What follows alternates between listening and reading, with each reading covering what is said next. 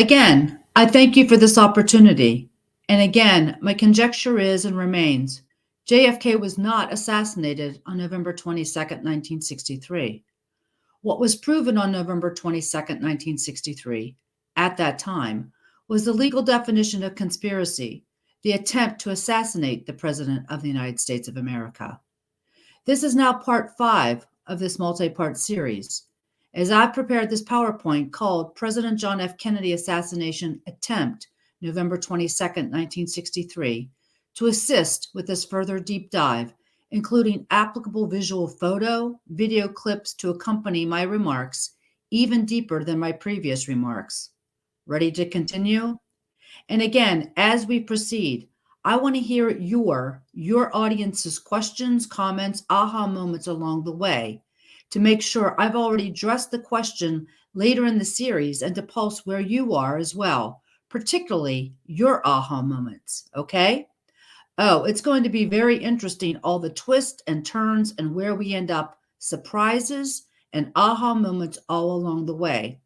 So we will now go to part 5 of the PowerPoint to continue our journey. Okay, so with continuation and development overlap with what I refer to as phase 2, as my conjecture that there was only one real murder assassination that took place in Dallas, Texas on November 22nd, 1963, during the legal definition of conspiracy to assassinate the President of the United States of America, phase 1. And that was the murder, assassination of Dallas police officer J.D. Tippit, phase 2, of which during that phase, now with his brother, the President of the United States at the time of this crime, JFK, really deceased, Robert F. Kennedy, RFK, as the top law enforcement officer, the U.S. Attorney General at the time, now knowing of this real murder assassination of a law enforcement officer, had the responsibility to bring this crime to justice, right? However, RFK would have to do so without exposing all that really occurred and why, because of the massive national security implications and with Jim Garrison investigation hot on the trail. Even more so, if this was indeed a sanctioned, authorized black operation to save and protect our nation and the President of the United States of America, personally led by the Commander-in-Chief himself, the head of this black operation, the President of the United States himself, JFK was now deceased, not alive to indeed confirm this fact accordingly, and now unable to do so, putting the lives of those involved on this JFK's black operation in jeopardy. Thus, so this aspect of this black op I refer to as phase 2, the pursuit of justice for the murder, assassination of J.D. Tippit that occurred during phase 1. But first, so again, my conjecture is and remains JFK was not assassinated, but the legal definition of conspiracy to assassinate did occur. Oswald was not the lone gunman in the assassination attempt, nor was he himself murdered, and Dallas police officer J.D. Tippit was indeed murdered, the only real murder that occurred in regards to the November 22nd, 1963 events. Furthermore, a small deep throat wound that only a very small limited number of individuals would be aware of or even encounter. Thus, a prearranged, pre-orchestrated devil in the detail to expose and or to catch the chief orchestrator and co-conspirators, accomplices to the legal definition conspiracy to assassinate the President of the United States. The second well-disguised deep throat wound, in addition to the very open and very publicly displayed headshot wound. So as we proceed, remember, my conjecture is a prearranged, pre-orchestrated, pre-positioned cadaver at Parkland Hospital inside the trauma room with these two distinguishable injuries, one visible to many, to include the public, and the other not so visible to many, including not to the public. And it is not JFK. Okay, so once the pre-orchestrated cadaver and J.D. Tippett's dead body, are flown to Washington, D.C., there are more and more eyes on, particularly in the U.S. military, more specifically the U.S. Navy, given both bodies were taken to Bethesda Naval Hospital, as in the U.S. Navy, right? In Maryland. President Kennedy's supposed autopsy begins at Bethesda Naval Hospital in Maryland. Some say the autopsy should have been done at Parkland in the state of Texas, and since it was removed without an autopsy, a crime was committed. But if it was a prearranged, pre-orchestrated, pre-positioned cadaver at Parkland Hospital inside the trauma room, and it is not JFK, then an applicable autopsy would have already been performed in Texas of this applicable cadaver, right? So no law was broken. Oh, but what about the autopsy that should have occurred in Texas but was removed without one being conducted for the second body? Thus, a crime being committed? And this applicable crime was in regards to and applicable to the body of Dallas police officer J.D. Tippett. So you're starting to seeing where I am going with all this? But even more so, what if the pre-planned U.S. military black operation arrangements took into account the cadaver, but not the other, J.D. Tippett? What does that mean, right? Particularly if not a part of the plan, JFK's orchestrated plan, indicating a double cross, or even more so, double crosses, right? An insider's threat, in addition to, over and above the objective of JFK's plan, the outside infiltrator threat. They were really focused on attempting to catch in the act, which they did, but now this complication. The Oswald complication they were easily able to resolve by faking his death. But now this real murdered Dallas police officer. Okay, so now the dead bodies, of which neither are of JFK, since he was not assassinated, are taken to Bethesda Naval Hospital. So how long do you think it took for folks in the U.S. military, U.S. Navy, and throughout the U.S. government that were not in the know to become aware of the throat wound, and more so, that neither body was that of JFK? So where was JFK? More importantly, how does the U.S. government cover this up? Explain all this. What story must be told? Well, we all are well aware of the Warren Commission's setup, cover-up, deception, of which I remarked previously and can go into more detail later if you like. But given JFK was U.S. Navy, as was RFK, Office of Naval Intelligence even, what story does the U.S. Navy Office of Intelligence come up with and spin? Because they now have firsthand evidence, firsthand awareness, if not known previously. And my conjecture is the need to know group included JFK himself and only a very, very select few that were really in the know.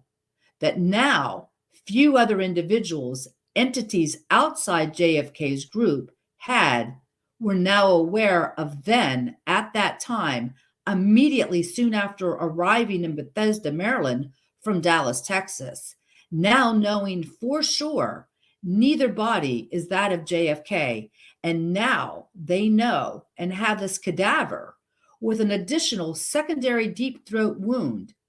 What do, right? And media reporting that JFK was assassinated, but his body isn't one of these two. And what about those that were in the know? Select JFK small group that now have this second, very real assassinated, murdered dead body, a real murder to contend with, J.D. Tippett's. So now I wanted to show again a clip from the JFK, the mob, the CIA, and the 8 Paid Assassins YouTube video.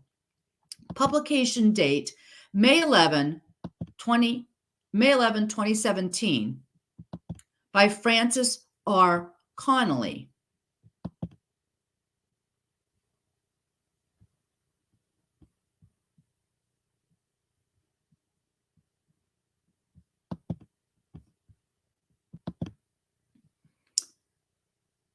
And we are going to show this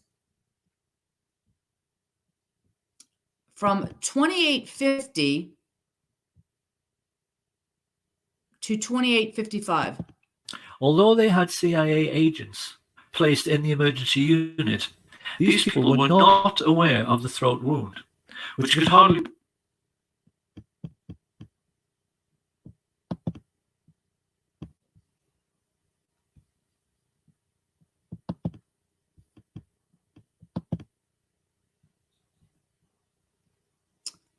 Okay, and now here's this clip from another video.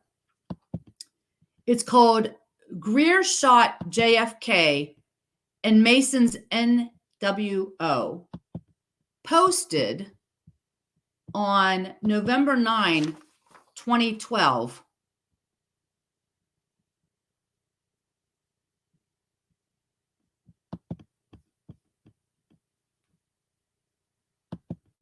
It's 14 and 58 minutes long, and by, I believe, a gentleman called Grodler, and I'm going to show it from 1 minute or 1 second to 1 minute 35.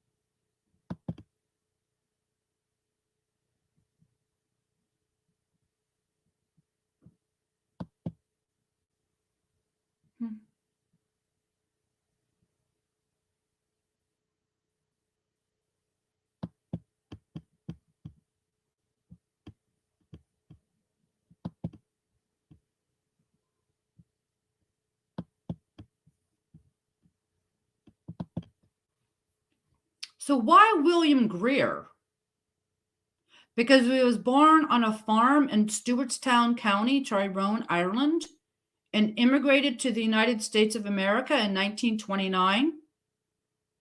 Wait, is this simply to imply yet another supposed Irish mob connection like Joseph Kennedy, Dick Cheney's father, Ronald Reagan, John Welsh even?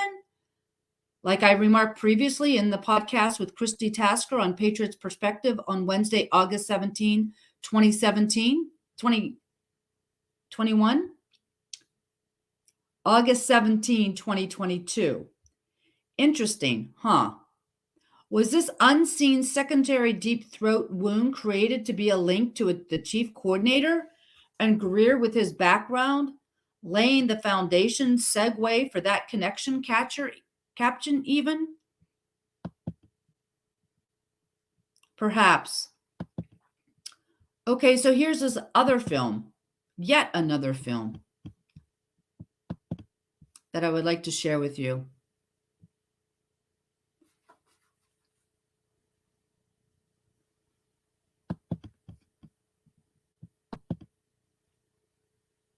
It's called William Greer Shot JFK with Top Secret CIA Gun.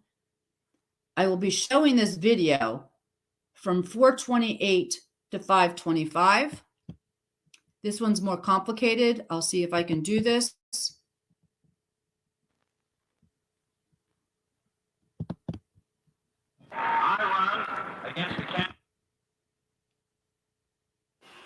My name is William Cooper. Between the years 1970 and 1973, I served on the intelligence briefing team of the Commander-in-Chief of the United States Pacific Fleet, who at that time was Admiral Bernard Cleary. I was attached to the Office of Naval Intelligence. I had a top secret, Q, sensitive compartmentalized information, security clearance, and actually had access and the need to know almost everything that the Admiral himself, the members of his staff, and many high-level government officials. It was during this time that during the routine course of my duties, top secret documents crossed my desk that I was able to read that outlined everything that really and truthfully happened, according to those documents, in Dallas on November the 22nd, 1963, when President John F. Kennedy was assassinated. According to these top secret. Now we're going to play from 6:50 to 7:48. Documents, the intelligence community and the national security apparatus that the assassination pistol used was prepared, manufactured specifically by the Central Intelligence Agency for assassinations. It was electrically operated, gas powered, and could either fire a poison dart, a small hypodermic needle, or an exploding pellet, which could contain any one of several deadly poisons.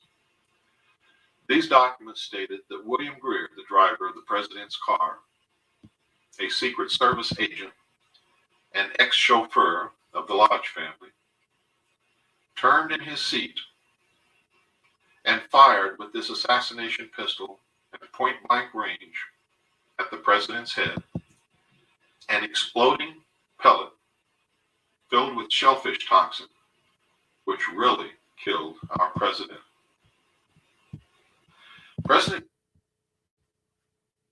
See the confusion? All these supposed intel documents, the timing of all these supposed intel documents caused the head wound, but not a Hollywood squib, really? Or for causing the cause for the throat wound, not the head wound, but the secondary wound, not known to many, only a very limited few. Only problem was JFK was not assassinated. Oh, but the pre-positioned cadaver did have that secondary, out of view, intentionally placed throat wound. And was this secret CIA gun used for that pre-positioned second wound?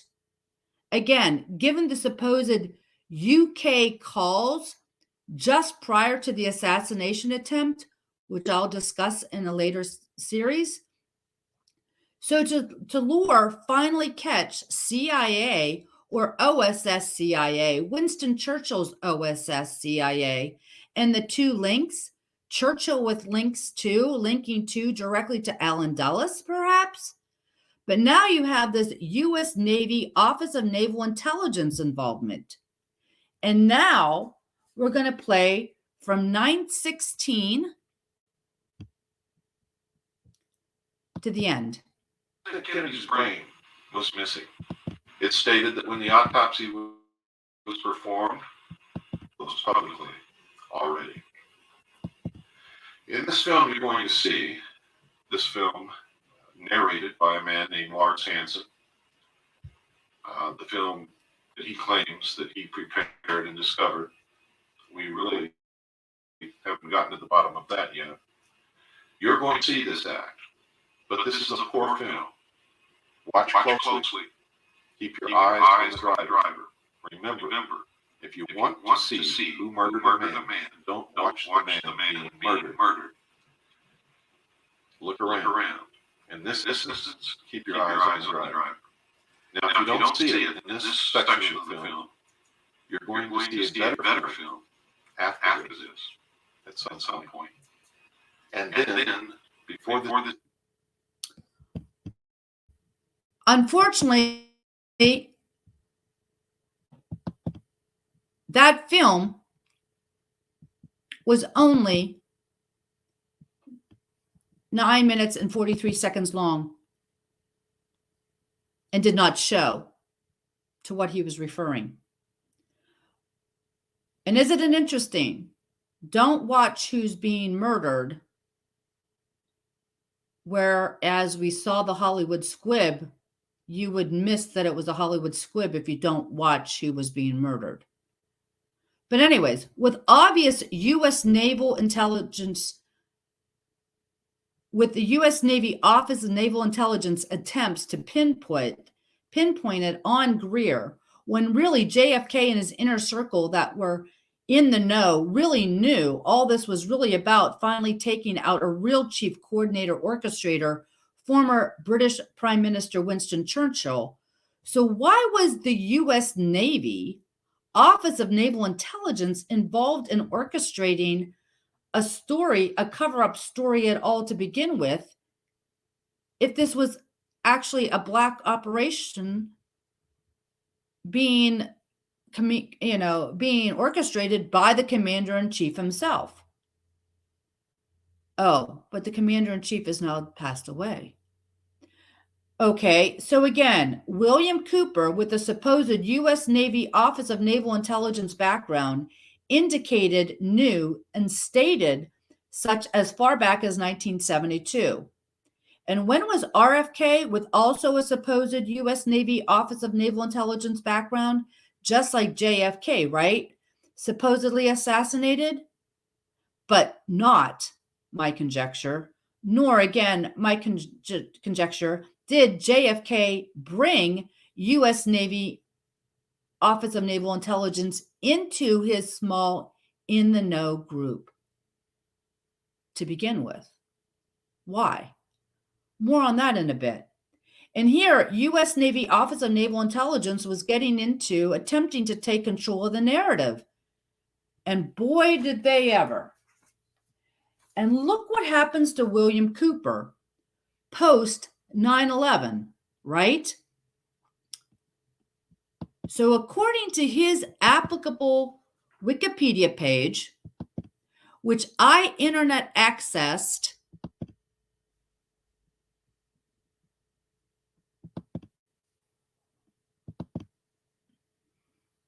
on August 3rd, 2022, which was last edited at that time on July 27, 2022, at 1946 UTC, quote, in July of 1998, and this is under the death portion. In July of 1998, wait, that was right before the August 7, 1998 embassy bombings. William Cooper was charged with tax evasion.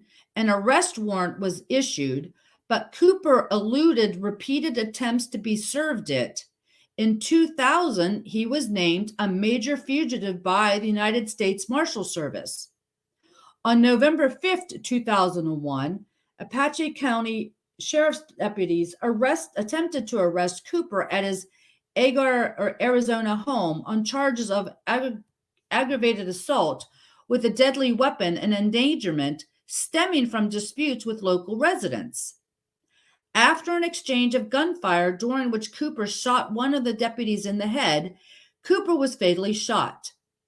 Federal authorities reported that Cooper had spent years evading execution of the 1998 arrest warrant, and according to a spokesman for the Marshal Service, he vowed that he would not be taken alive. Yet, according to this very same applicable Wikipedia page, and just prior under the radio show, second paragraph, on June 28th, 2001, that would have been right after my attending the East Africa Embassy bombing trial in New York City, tried by the Department of Justice, Southern District of New York in early June of 2001, commenting on a televised interview of Osama bin Laden at his hideout in Afghanistan, William Cooper claimed that bin Laden would soon be blamed for a major attack on a large U.S. city, but don't you believe it? Immediately after the attacks on September 11, 2001, he predicted the U.S. would soon be at war in 2 or maybe 3 countries. Then, post 9/11, he's found and shot dead on November 5th, 2001. So, what was the sourcing? So, who was the sourcing of Cooper's Osama bin Laden comments made after August 7, 1998, and prior to September 11, 2001?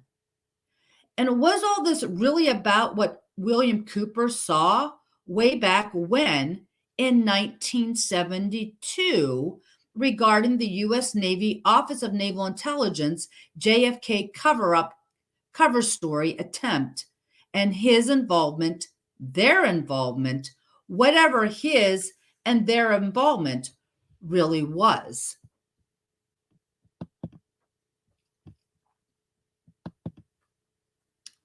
Particularly given this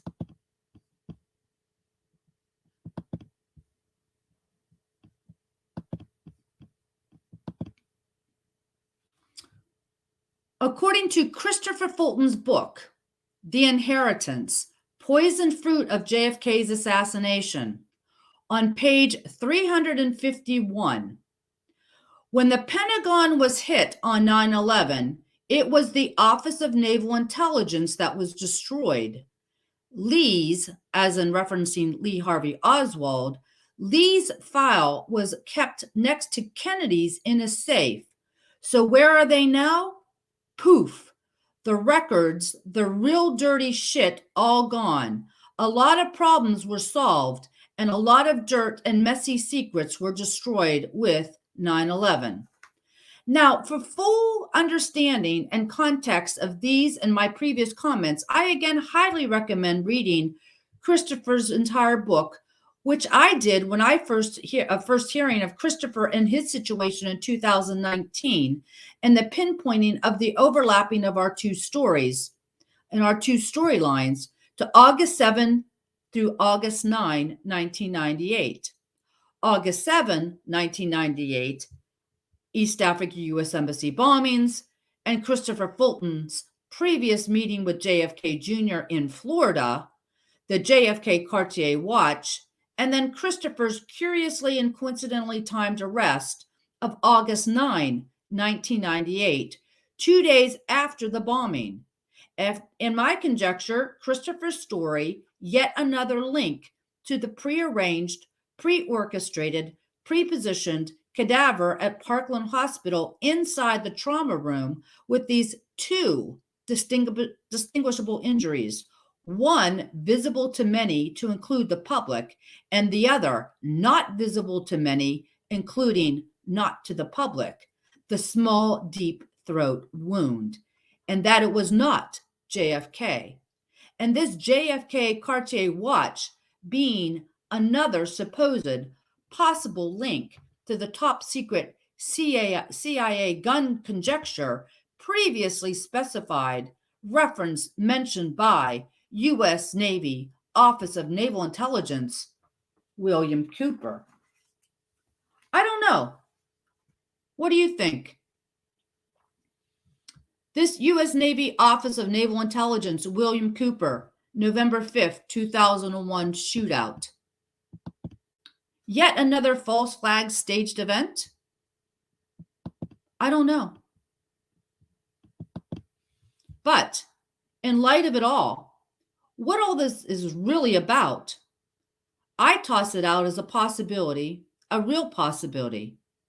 With that, all this really puts the events of August 7, 1998, what happened to Christopher Fulton, in a new light of possibility and feasibility as well, particularly the JFK Cartier watch, its connection, its real connection, and real significance given Christopher Fulton's arrest on August 9, 1998, in regards to the JFK assassination attempt of November 22nd, 1963, doesn't it? The events are interlinked and interconnected. So we now continue on to part 6.